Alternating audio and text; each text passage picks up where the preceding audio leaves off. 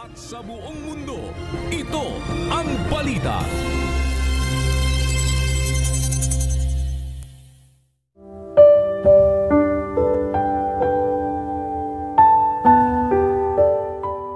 Siyang hindi naglalabas ng kanyang salapi sa patubo, ni kumukuha man ng suhol laban sa walang sala.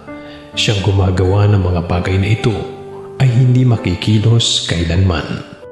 Awit 15:5.